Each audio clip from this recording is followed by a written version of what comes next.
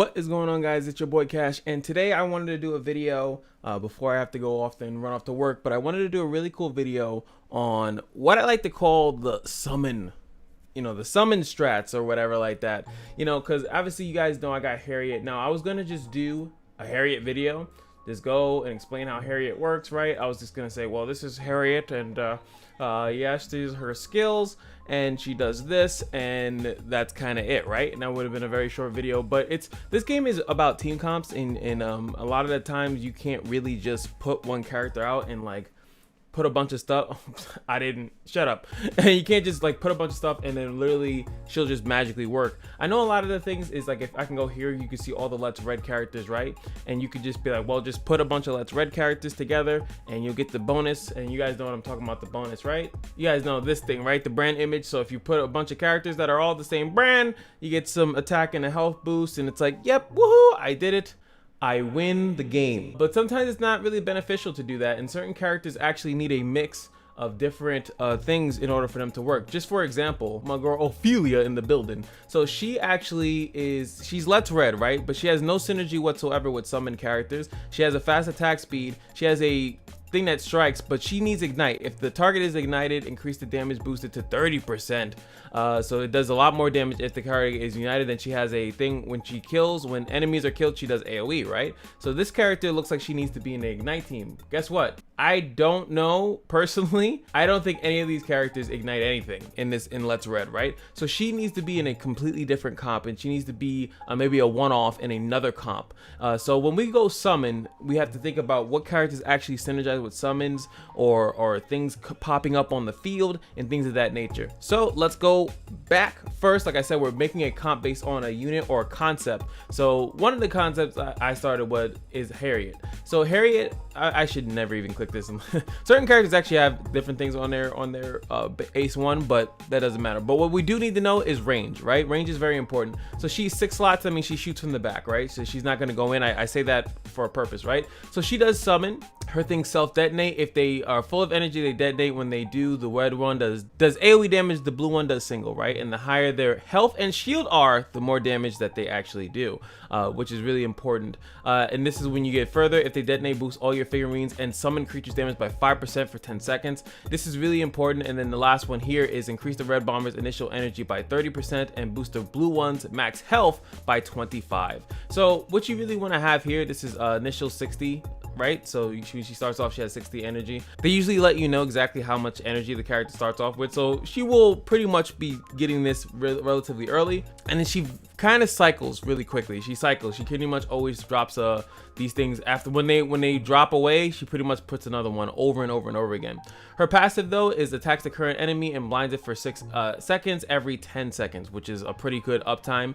Also really good here, restores 10 energy for all Let's Red figurines when the effect is triggered. And this is really good. Another reason why specifically with Harriet that you want to have a lot of Let's Red characters there, because that's going to allow her to get a lot of energy. Obviously all Let's Red, which is including herself, so she'll get 50 energy pretty much every 10 seconds, which is going to really help you get the cycle going. Then instead of 10 seconds, it triggers every 8 seconds, restore 10 energy for every Let's Red figurine, and summon units when the effect is triggered. So you also want to synergize. So she's like the summon mama, right? Like you could do a lot with her just from summoning. And I'll tell you right now, I swear to God, I tell you that these boxes that she summons do a lot of damage, right? But they do more damage when you have other things that synergizes with the actual summons. Now I want to just show a brief thing. I'll just click on this character. Now the summons are not considered the same as figurines. So when you see a character like this that says well, she actually says she heals or summons, so she actually does have synergy. I'm trying to find a character that does not have that in their thing. Let me just pick a random healer. Like, here we go. Boom. Mama Cakes, right? Oh my gosh, she does it too. Wait, come on. Sorry. Yeah, I picked this video. She does it too. Here we go. Finally. I was like, I know he does it, but I didn't want to bring him up. But like he his heal only heals figurines, right? Only affects figurines and things of that nature. So you have to be careful of which ones say it. And I guess it was a good example to show the other ones too. But you have to be careful of which ones heal figurines and which ones don't heal summon creatures. So you do have to be very mindful of that. Now, one of my favorite characters, and I think this character is pretty much, if you're using any summon stuff, I feel like she has to be in the comp. The reason why I'm saying that, I mean, she has a nice thing, cool boost damage.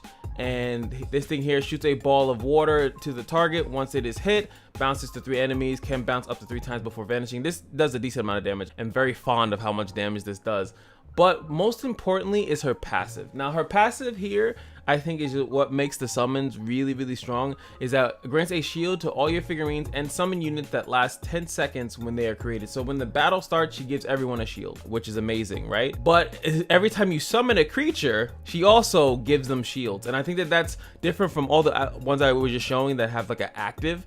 So like they'll have an active, so if their skill is up, then maybe, but like the whole way that time works or how energy works in the game, you might not necessarily have a time where you just summon something and then you use a heal or a skill to do any of that stuff. So I personally feel like she's one of the go-tos that you want to have in the comp. And you also can see here, boost the damage the shield absorbs, so it makes the shield thicker, and boost the damage of the summon units by 15% as well, so that's really good. And you also see restore 6 energy every time an ally summoned unit is created. What that means is that she is going to be using this a lot, you know, because if you're doing a lot of summons, she'll be using that a lot, which is kind of what you want, right? I think that those two kind of synergize together. The other one that I saw, like, actually, I'll be honest, I forgot about. I didn't know that she actually heals on her basic attack as well, which is really good. But she has a slow basic attack, and what she's really good for is her silence. She silences enemies, which means that they cannot use their skills. And you can see extend the silence to 10 seconds. And you can see here, you can even get it to extend it to more than one just enemy. So it's one person that she shoots at first and then another one, but then you can get it that's 2. So that's 3 people silence, which is pretty strong. You also can see that she starts off with 30 energy. I think, if I'm not mistaken, you guys can correct me, right? That I think that it goes up to 100. They just let you know how much energy they start off the match with. I'm pretty sure that's how that works. I don't like her support. It just gives attacks, attack increase. 30% is not that bad, 15%. But I feel like this is better with a more aggressive comp. If you're gonna have someone that, I think it synergizes better with characters like, I always get it wrong, like her, like Yuna. I think it would be better to have her supported by that, because Yuna pretty much starts off with 70, and this thing, we all know this does a lot of damage. If you ever seen Yuna, I think that would just be a better thing. So right now we have Harriet and we have her, and I think the third character that I like to put in here is Ao. Get down. She's also Let's Red, as we know. Her attack thing doesn't really matter too much, but here's the long-live photosynthesis. She throws a sunflower in the air, and as you can see here, it boosts all the figurines and summon creatures damage by 50% for 10 seconds, which synergizes with everything that we're doing. This will be adjusted by her support bonus. Cool. Also grants a shield at the same time. The higher max HP she has, the stronger the shield will be. Now, obviously, this is increase the damage. Instead of 15, it's 20%. The shield gets better. The summon creatures both will also be increased by more. It's stats on stats, increase the damage boosted by 25%, and also the good stuff, right? Also, you can see here that her bonus, which I think is very important, boosts the adjacent allies attack by 10%, not as good as 30, right? But also gives them max HP, which I think is really important, and now you can see it can go up. I think that that's really important as far as herself and giving out max HP, making more surviving, and you need your users to survive so they can keep summoning nonsense, right? Now, what's really important about this, like I said, it gives them a shield and it increases their damage. That obviously is going to synergize with Harriet, because the more shield that these things have, as you guys know, the more shield that they have, the more damage they're gonna do. And yes, it does actually work like that. So if you give a thing a crazy fat shield from AoE, whatever, oh my god, I don't know how to say her name, and then Harriet's one of the red or the blue goes off, it does more damage. So it's really good to have them together, have them sync together doing the thing. How many slots does that have us left, right? So we got Harriet, we have Evica, I actually don't even know, Evita the Dream Maid. So 1, 2, and then 3. So what do we need now? So you need someone to keep your units protected, right? So you actually could go with another healer if you really want to. You're gonna be lacking some damage, but it is about keeping your summoning units in there, right? Now, I like Suzumi.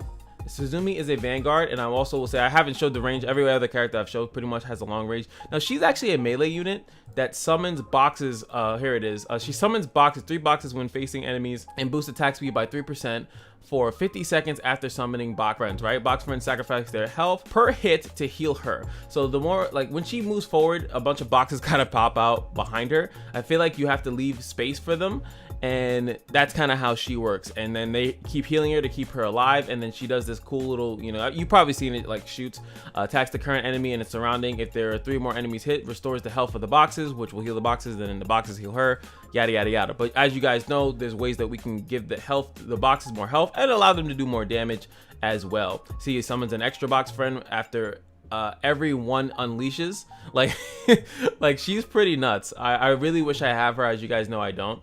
I really would like to do more testing with her, but I can't. But I think that she would be a pretty good 4th slot because she does summon stuff, and we all know the more stuff that gets summoned, it kind of synergizes with every other thing that we just talked about, right? So then it comes down, in my personal opinion, to your tank. Megan is a decent one. I think she has more survivability. She has a shield that she can pretty much keep putting out. As you can see, starts off with 80, so the shield kind of be popping out relatively quick in the match. It summons a shield, takes tons of damage, and puts a fire barrier on it, which makes it AoE burning. So most of the time in, like, PvP especially, you know, she'll have people around her and then she'll be burning them. And I think the stronger the shield is, the more damage it is. So the longer, and now this one, I'll be completely honest, I don't know if this synergizes with other shields if they keep stacking. I don't know if it's only her shield that she initially puts out, but as you see, as long as the barrier is active, she also reduces the attack speed of the characters. And a lot of people in the front line usually have fast or intermediate attack speed. Slowing them will mean that they'll lose damage. They'll lose damage, then they won't get their ultimates quick enough and stuff like that. But this will be really strong. And then you also have this. She deals a decent amount of damage. I actually don't know how much damage, but she'll do some damage in the beginning of the fight. You can also synergize that with some other characters that deal damage in the beginning, more for cleave comping. And then she boosts her own defense by 10% for 10 seconds for each enemy that is hit, which in PvP, what is that? It's minimum of 5, right? So 50% defense, stacking up to 9 times. Which I guess that's for specifically for some of the PvE encounters when there is a flood of enemies that you have to deal with.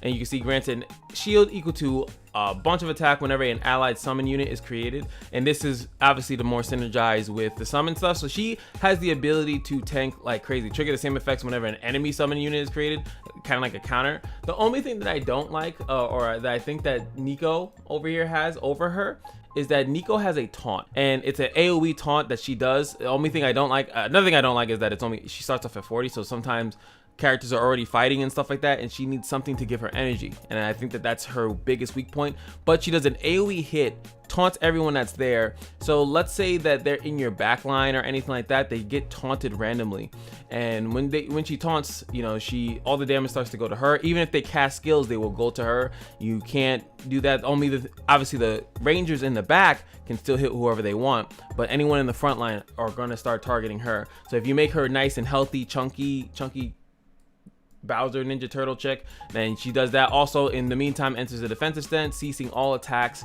So she stops attacking and reduces the damage taken by 15%. Reduces the damage taken, also reflects the damage, which I do like that as well. And she also has this, Rico gains a stack when it receives. Damn. Are you not a woman? And attacks the surrounding enemies at 6 stacks, right? So the more people attacking her, this keeps happening. The damage is based on its max health, which, as you guys saw, we can influence how much health she has with Aoi, and restores health when it's triggered, so she has a way of healing herself. I think, like I said, I think Megan is a better technically choice, but I do wanted to mention how good her tanking ability here is with the fact that she's taunting, and taunting is, like I said, not only does it take their basic attacks, it also takes skills, and I think that that's something that can't be like kind of like glanced over or whatever like that. She also has the, you know, chance to take less damage every once in a while. So personally, my little toss up there between those two, but I think that that's kind of the comp that I would run. What do you guys think? And I am pretty sure that there's no other character, and I could, you know, not that I did extensive research on this, but I don't think any other character currently in the game has summons outside of Let's Red. All these characters, to my knowledge, do not have summon mechanics or anything like that. But that is how you do a summon team. It's currently what I use when I want to get some stuff done.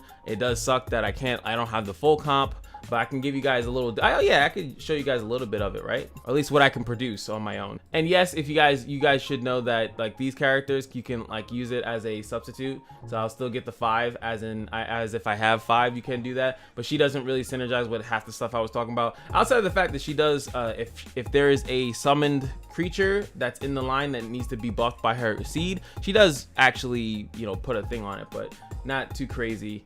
So I don't have that last character like you see Nico. And also, if you really want to, you could go maybe use Nico and Megan at the same time and then really have a really crazy front. You could do that as well. You know, you got some options. You'll see right here in the beginning.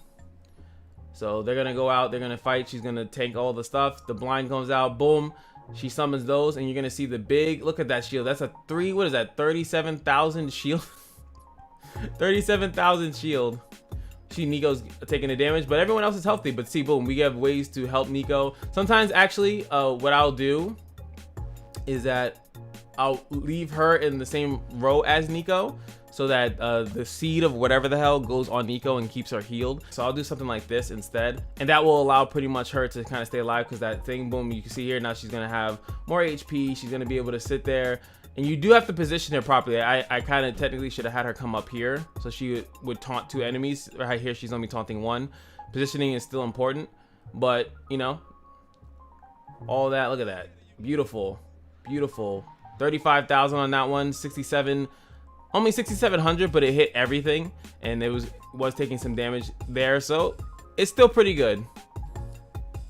Everything's working as intended. But it's a really cool comp, and like I said, all I want is that one Suzumi to do all those boxes. She summons all the boxes that keep coming out, and then as you saw, some of them have synergy. Once things get summoned, they get shields like Megan does, and I think that that's just, I want it bad. Oh, see, this would be a really good example actually here, because she'll actually be able to taunt multiple enemies here really quickly.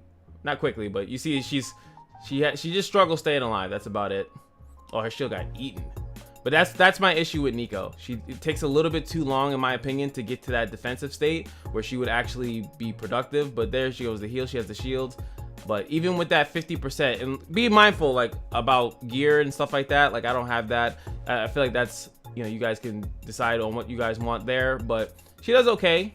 She just needs a little bit more health and staying alive. But by the time they do kill her, look at my team. My team is good. They're still summoning stuff. I still like it, but I think that Nico, I need to actually invest more into Nico so she can actually stay alive longer. The longer she stays alive, the better. And like I said, either Nico or Megan. I want to test out Megan whenever I get her as well. Anywho, that's going to be it for me. Like I said, if you guys want to see me explain or go through and see, because like the Ignite comps or the Freeze comps are going to be a little bit more complex, because you kind of can't stay on brand like that. So you're going to have to really be more picky on what you're bringing in there, because you're going to be sacrificing the 15% boost that you're going to get for possibly more damage through synergies, through debuffs and things of that nature. So that's going to be it for me. Like, comment, subscribe, and just remember that every day at the Kashino is your lucky day, and I'll see you guys in the next video. Peace.